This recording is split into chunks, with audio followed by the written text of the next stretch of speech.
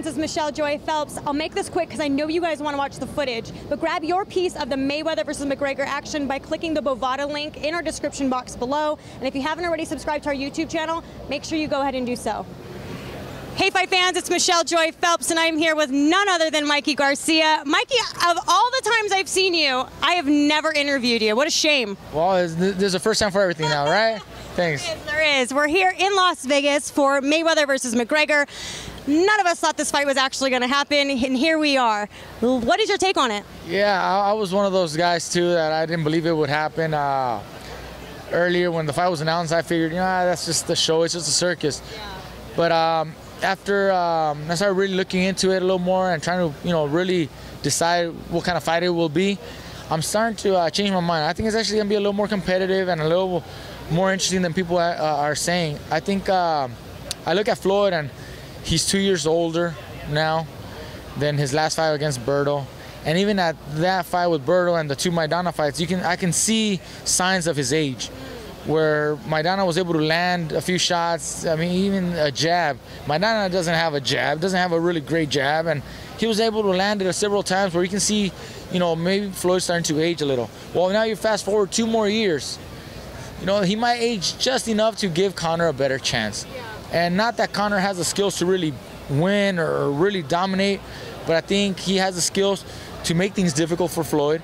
He's going to come out with, a lot of combinations, punches from different angles that will keep Floyd on the defensive a lot of the time. But that's what he's best at, though. He's best, but when he's in the corner, he's on the ropes, it looks like the other guy's having success. Even though you're not really touching him, but it just looks that way. And I think that's what's going to happen. But eventually in the 3 or 4 rounds, I think Floyd starts to make the adjustments and takes control of the fight. I think Floyd wins the fight, but it's a little more competitive, more interesting than people are saying. In just a few weeks, we got Canelo versus Triple G, the super fight everybody's been waiting for. What's your take on that? I think that's actually a really even fight. I think that's a 50-50 fight. 2 years ago, I would have said Triple G. But I like Canelo. He's improving a lot. I think his confidence is growing. He's finally, I think, feeling that man strength, that confidence in himself. Coming into his prime. Coming into his prime, exactly, where he feels he's unstoppable now. He's no longer that shy, timid guy, kid. He's well experienced now. And I think he's in a box just enough to win the fight. However, I wouldn't count Triple G out. I think if there's a knockout, I think it's actually Triple G, because he does have the power. He's going to come with everything, and that strength that he has is no joke. And I mean, he could land a good shot and hurt Canelo. So, but I still think it's a 50-50 fight. Decision, I would say Canelo. If it's a knockout, I pick Triple G. And lastly, I saw that you had a little run-in with Vasily Lomachenko. I think all of us were quite surprised when we saw the photos. What do you make of Vasily, and can we anticipate seeing that fight soon? I think he's a terrific fighter. I think he's got great skills. He's footwork, his speed, his reflexes. He's a whole package.